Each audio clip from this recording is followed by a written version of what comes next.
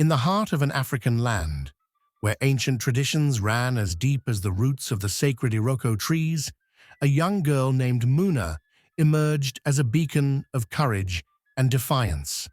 Her village, Alaoma, was a place where the earth thrummed with life, where the sacred forest whispered the stories of generations past.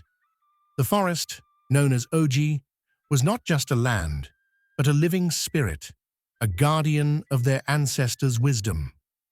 Trouble began when a group of wealthy developers from the city arrived in polished cars, their suits too bright against the humble earth of Alaoma.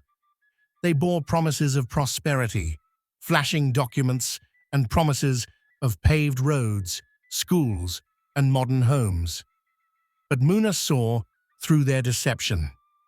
One evening, as the sun bled into the horizon, Muna sat with her grandmother by the fire. "Nay, why do they want our land? What have we done to them?" Her grandmother, an elder named Nena, with a voice cracked by age but filled with wisdom, replied, "Child, it is not about us.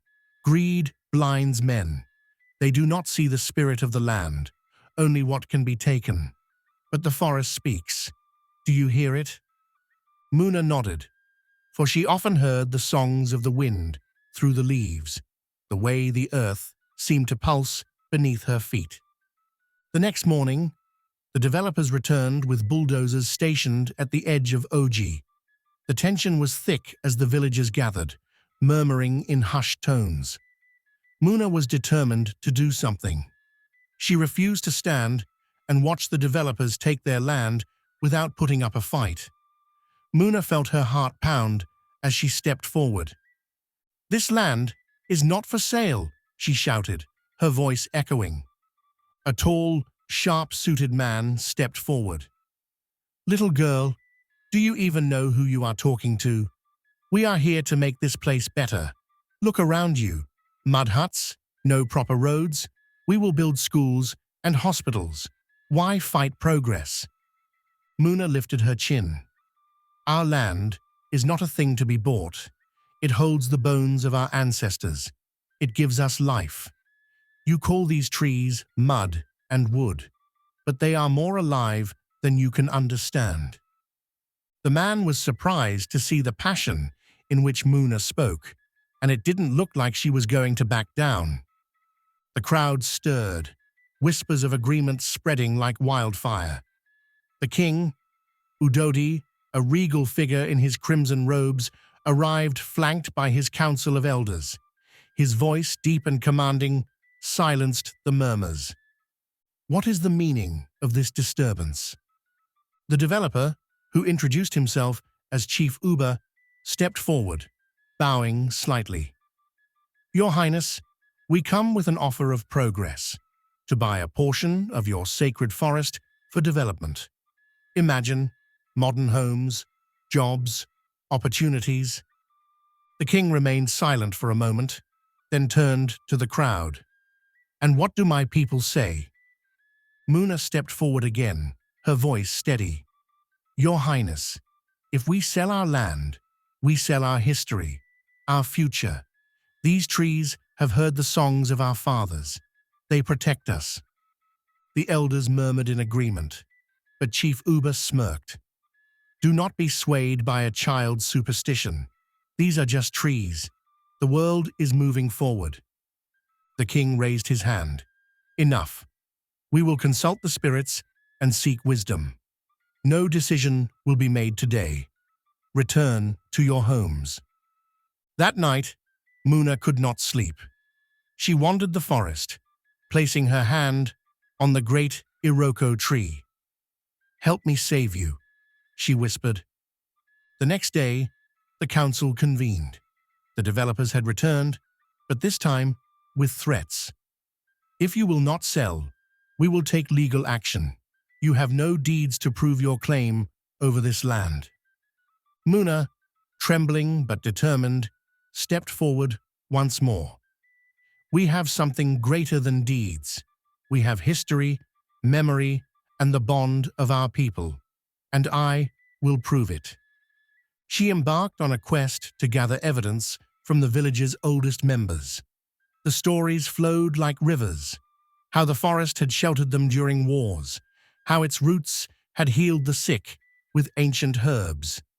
Days turned into weeks. The developers grew impatient, and the threats intensified.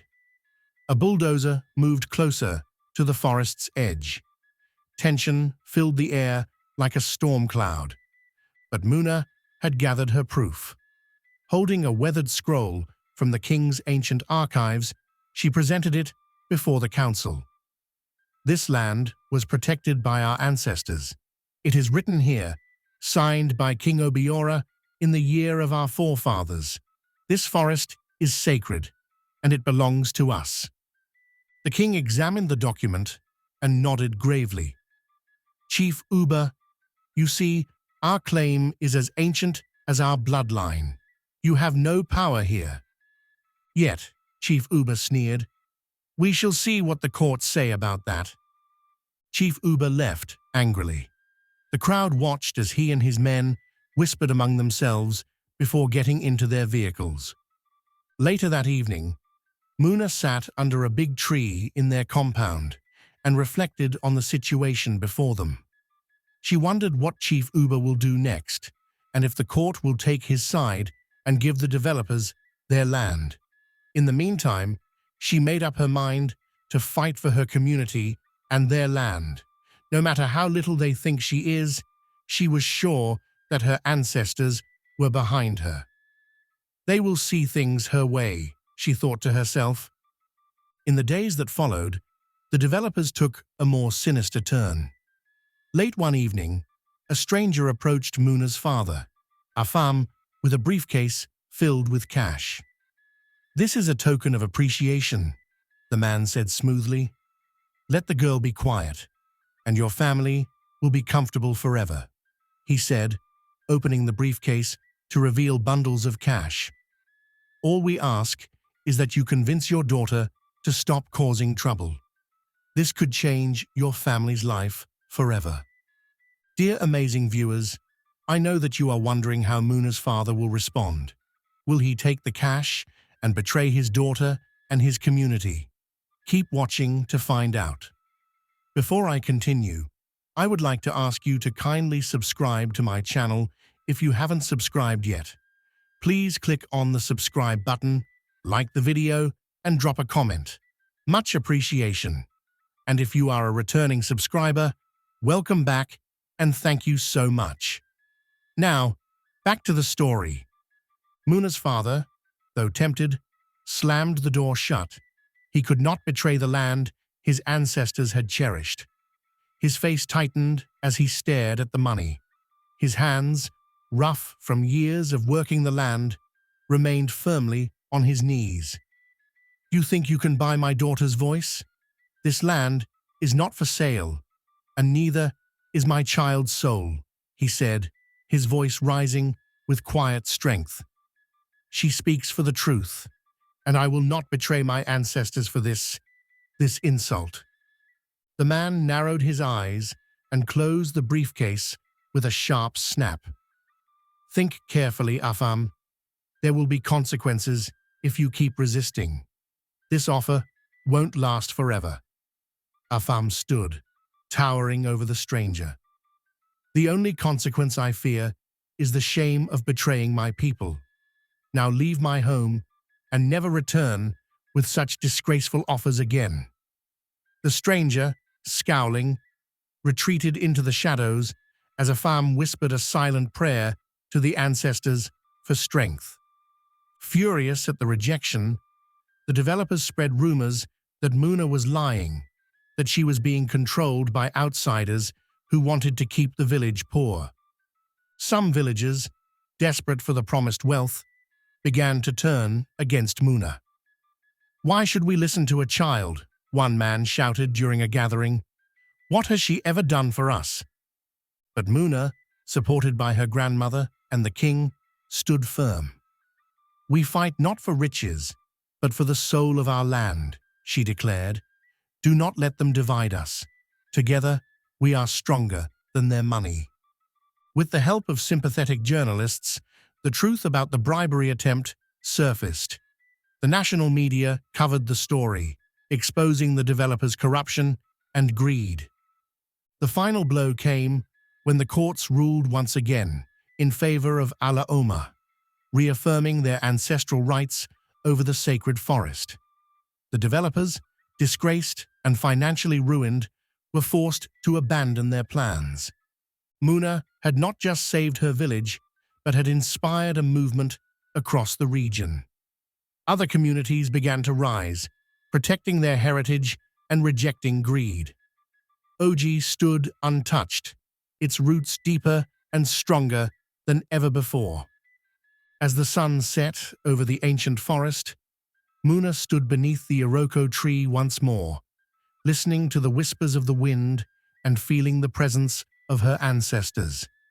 She knew the fight was over, but the spirit of the forest would remain strong forever. Muna continued her work as a protector of the land, ensuring future generations understood the value of their heritage.